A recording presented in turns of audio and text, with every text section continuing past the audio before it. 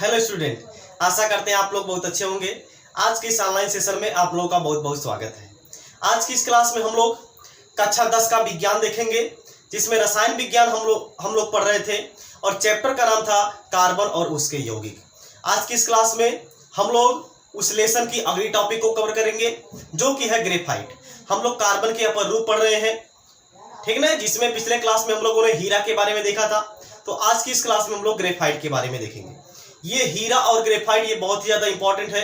इन दोनों में से एग्जाम में क्वेश्चन पूछा जा सकता है और ज्यादातर इंपॉर्टेंट जो है वो ग्रेफाइट है। इंपॉर्टेंट क्यों ग्रेफाइट इंपॉर्टेंट है? क्योंकि इसमें एक यानी कि अपवाद हो जाता है। एक अपवाद है ग्रेफाइट, कैसे अपवाद है, क्या अपवाद है, ये सब जो है कि आज की क्लास में हम लोग देखने वाले हैं। तो पूरी तरीके से अगर हम बोल दें कि ये जो आपका ग्रेफाइट है ये बहुत ज्यादा इंपॉर्टेंट कक्षा 10 की जो टॉपिक है ये बहुत ही ज्यादा इंपॉर्टेंट है बोर्ड एग्जाम के लिए। ठीक है, तो चलिए हम लोग पहले इसकी देख लेते हैं संरचना क्या होती है। इसके बाद हम इसकी कैरेक्टरिस्टिक्स को देखेंगे, इसकी प्रॉपर्टी को देखेंगे और इसकी हम लोग यूज देखेंगे। तो सबसे पहले हम इसकी संरचना को देख लेते हैं। देखिए, जैसे देखिए जो ग्रेफाइट होता है ये भी क्या होता है, कार्बन का ही अपर रूप होता है। जो ग्रेफाइट होता है ये भी क्या होता है, कार्बन का ही अपर रूप होता है। जैसे आपने हीरा में देखा था, हीरे की संरचना कैसे होती है वहां पे आपको बताया गया था।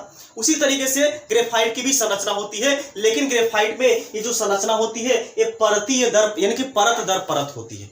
कैसे होती है? परत दर परत होती है। ठीक है ना। जैसे इसका यूज भी आप लोग देखे होंगे। जैसे जो पेंसिल है, पेंसिल में जो नीट यानी कि नीट लगी हुई होती है, जो ब्लैक कलर की होती है, वो आपकी क्या होती है, ग्रेफाइट की होती है।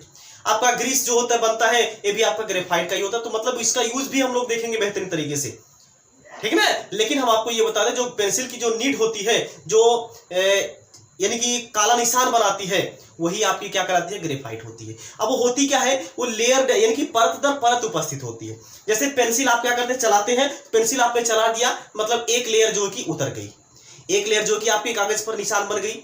इसके बाद फिर अगली लेयर आएगी, इसके बाद फिर अगली लेयर आएगी। मतलब कि देखिए, अगर हम समझाना चाहें इसको तो ग्रेफाइट में जो स्ट्रक्चर होता है ये परत दर परत स्ट्रक्चर होता है। मतलब ये आपका एक स्ट्रक्चर हो जाएगा, एक परत हो जाएगा, इसके बाद दूसरी परत ये आ जाएगी इसके ऊपर, इसके बाद फिर तीसरी परत इसके ऊपर, ऐसे फिर चौथी परत इसके ऊपर, ऐसे परत दर परत यहां बढ़ती हुई चली जाती है। ये होती है ग्रेफाइट की संरचना, ठीक है ना। और इसमें जो एक कार्बन होता है ये आपका 3 ही कार्बन परमाणु से जुड़ा हुआ होता है। लेकिन आपने जो हीरा देखा था, हीरे में क्या था, एक कार्बन जो था ये 4 कार्बन परमाणु से जुड़ा हुआ था। यानी कि ये जो कार्बन था ये 4 कार्बन परमाणु से जुड़ा हुआ था। ये हीरे की बात है। लेकिन जो ग्रेफाइट होता है, ग्रेफाइट में एक कार्बन जो होता है भैया ये 3 ही कार्बन परमाणु से जुड़ा होता है। इस कार्बन के पास एक इलेक्ट्रॉन फ्री होता है।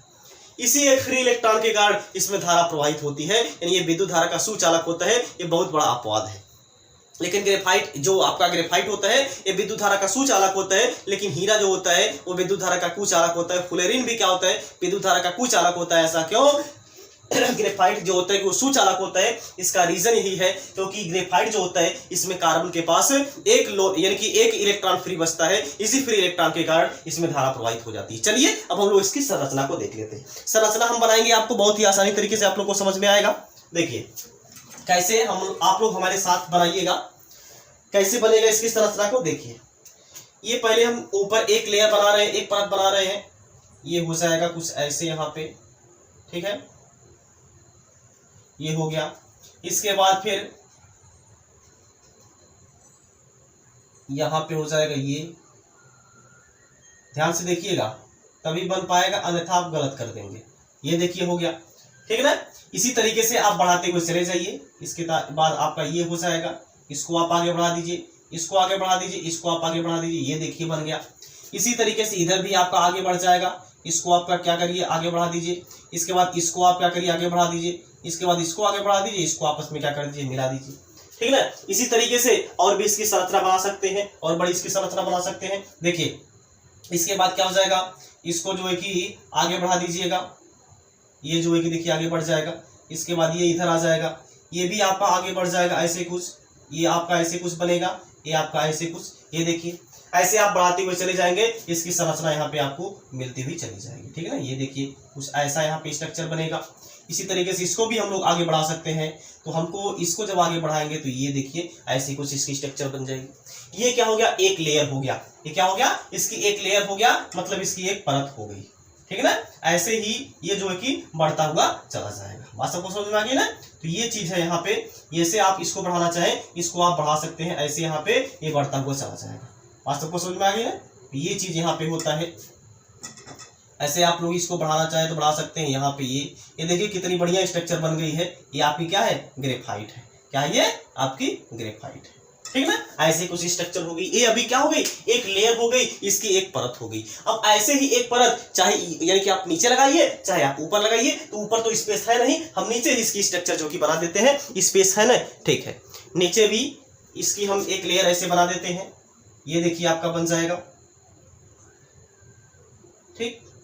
ध्यान से देखिएगा, ध्यान से देखिएगा, ये कुछ ऐसा बनेगा।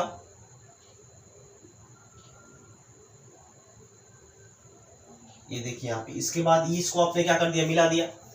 अब उसी तरीके से इसको भी क्या कर देंगे आप आपस में, एक लेयर हम और बना दे रहे हैं। ये देखिए यहाँ पे बन जाएगा, ये बन जाएगा, ये बन जाएगा, और ये देखिए है, ठीक। इसी तरीके से नीचे भी हम इसको बढ़ाना चाहें तो इसको भी हम नीचे से और और इसको बढ़ा सकते हैं, ठीक है ना। और हम इसको बढ़ाना चाहें इसको हम बढ़ा सकते हैं। ये देखिए यहाँ पे हो जाएगा। उसी तरीके से यहाँ भी हो जाएगा, इसको भी हम आगे बढ़ा देंगे। देखिए बहुत ही आसान है, बहुत ही आसान है। थोड़ा सा आप लोग प्रैक्टिस करिएगा, तो प्रैक्टिस करेंगे तो ये बहुत ही अच्छा, बहुत ही बेहतरीन बन जाएगा। ये देखिए बन गया। इसके बाद फिर और अगली लेयर, एक लेयर हम और इसको आगे बढ़ा दे रहे हैं। बात सबको समझ में आ गई ना? अब देखिए ये हो जाएगा, ये है। इसके बाद यहाँ पे देखिए ये हो जाएगा। उसी तरीके से एक तो हम ऐसे ऊपर भी बना दे रहे हैं। सबको समझ में आ गई ना? ये देखिए हम इसको ऐसे ऊपर भी बना दे रहे हैं। ये देखिए यहाँ पे, ये यहाँ पे, इसके बाद फिर ये देखिए यहाँ पे, और ये जो है कि यहाँ पे, ठीक। ऐसे ही इसको बढ़ाते जाइएगा, ऐसे इसको बढ़ाते जाएंगे, ये जो है कि मिलता हुआ चला जाएगा, ठीक। ये देखिए बन गया। इसके बाद फिर इधर हम इसको बढ़ा दे रहे हैं, ये आपका बन जाएगा। ये देखिए यहाँ पे। इसके बाद हम इसको इधर से बढ़ा दे रहे हैं। ये थोड़ा सा टेढ़ा हो गया है, इसको आप लोग सीधा कर लीजिएगा, ठीक। ये देखिए, ये देखिए एक परत इसकी ये थी ऊपर, और एक परत इसकी ये यहाँ पे बन गई, ठीक है। ये देखिए, इसको आप और आगे बढ़ाना चाहे तो इसको बढ़ा सकते हैं भाई, कोई दिक्कत नहीं है, ठीक है ना। ये देखिए, ये यहाँ पे इसको हम रेड पेन से बनाए थे, तो रेड से ही इसको हम बना दे रहे हैं।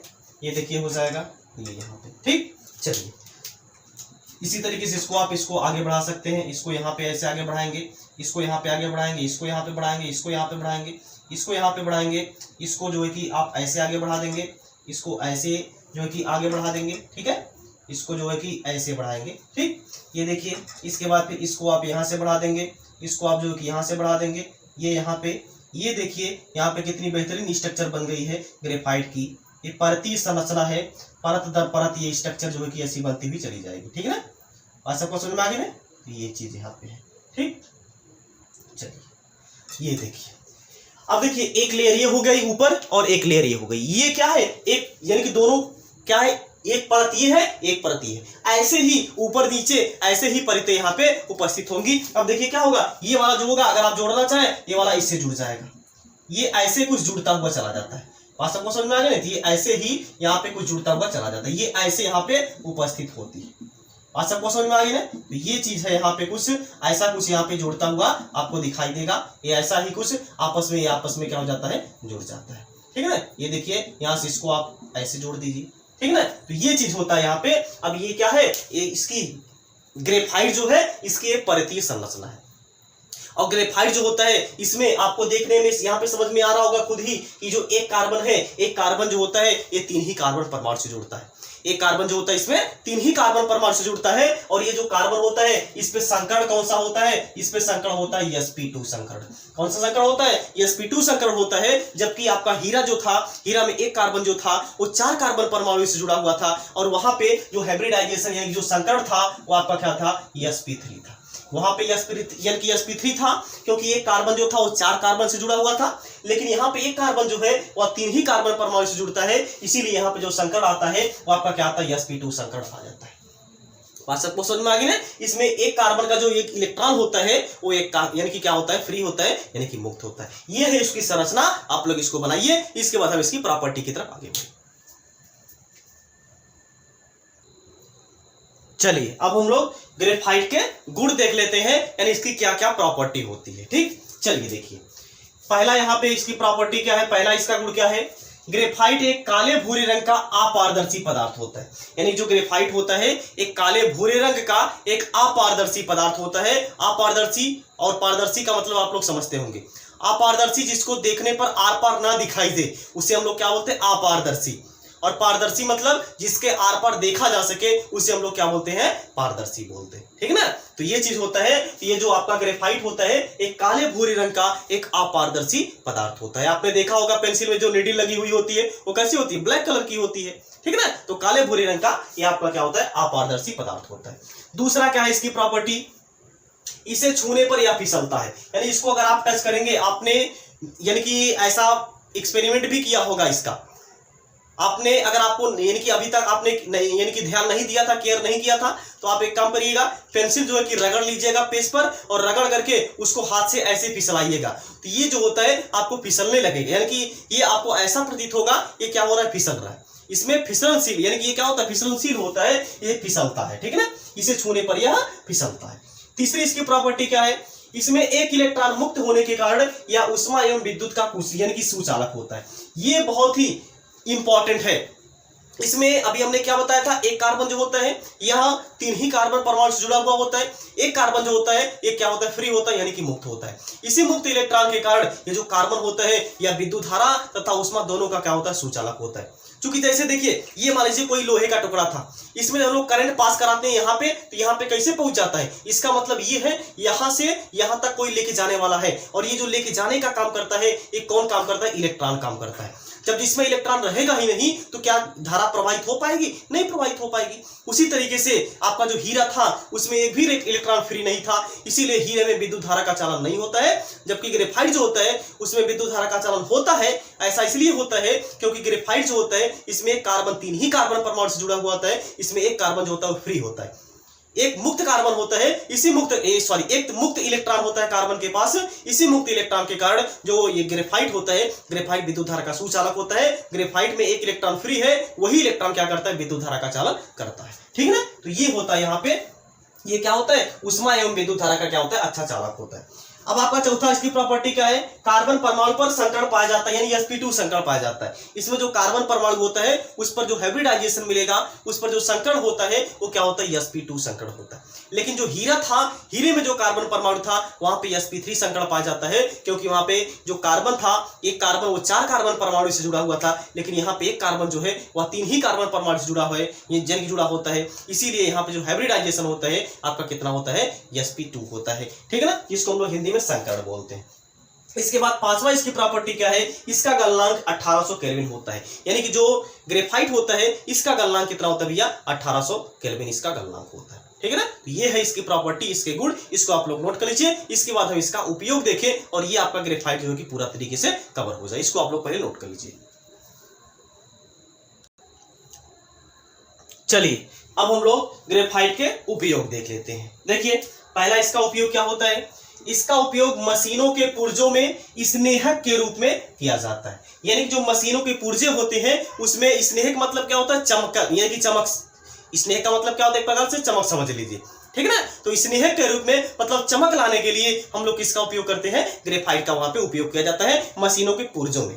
ठीक है ना, आपने देखा होगा जो नई नई मशीनें आती है उसमें थोड़ा सा चिपचिपापन रहता है, तो क्या होता है आपका उसमें ग्रेफाइट यानी कि उपयोग किया जाता है। ग्रेफाइट का लेप उसमें क्या कर दिया जाता है, लगा दिया जाता है, ताकि वो क्या हो गए, यानी कि हो जाए चमके आपका स्नेहक के रूप में हम लोग क्या करते हैं, इसका उपयोग करते हैं। ठीक है, चलिए इसके बाद दूसरा इसका उपयोग होता है, ग्रेफाइट का उपयोग ग्रीस निर्माण में भी किया जाता है। आपने जो ग्रीस देखा है जो मशीनों में यूज किया जाता है, जहां पे वायरिंग वायरिंग होती है वहां पे यूज किया जाता है। ये आपका जो ग्रीस होता है पीले कलर का, हालांकि पीला ही नहीं और हमें लग रहा है और भी कलर आता होगा, तो ये तो अलग बात है। तो ग्रीस जो होता है, ग्रीस निर्माण में भी किसका उपयोग किया जाता है, ग्रेफाइट का उपयोग किया जाता है। ठीक है, तीसरा इसका उपयोग है, ग्रेफाइट का उपयोग पेंसिल निर्माण में भी किया जाता है। जो पेंसिल होता है जो चलता है, जो अंदर ब्लैक कलर का होता है, वही आपका क्या होता है, ग्रेफाइट होता है। तो ग्रेफाइट का उपयोग पेंसिल निर्माण में भी किया जाता है। ठीक है ना, तो ये था इसका उपयोग। आज की क्लास में हमने ग्रेफाइट को कवर कर लिया है, और पिछले क्लास में हम लोगों ने हीरा को कवर किया था, यानी कि दो जो कार्बन के अपर रूप होते हैं इसको हमने यहाँ पे कवर कर लिया है। इसको पहले आप लोग नोट कर लीजिए। हो गया, ओके। तो आज की क्लास में बस इतना ही। अब हम लोग मिलते हैं नेक्स्ट क्लास में। तब तक आप लोग ये वीडियो जो है कि अपने सभी दोस्तों के साथ, मित्रों के साथ शेयर कर दीजिए। और अगर आप लोगों को ये वीडियो समझ में आया होगा, अच्छा लगा होगा, तो आप एक प्यारा सा कमेंट जरूर कर दीजिएगा कि आप लोगों को ये वीडियो कैसा लगा। कमेंट बॉक्स के माध्यम से इसको आप लोग जरूर से जरूर बता दीजिएगा। ठीक है, इसी के साथ हम लोग मिलते हैं नेक्स्ट क्लास में। तब तक आप लोग जहां भी रहिए, स्वस्थ रहिए, मस्त रहिए और अपने माता पिता का ख्याल रखिए। जय हिंद, जय भारत।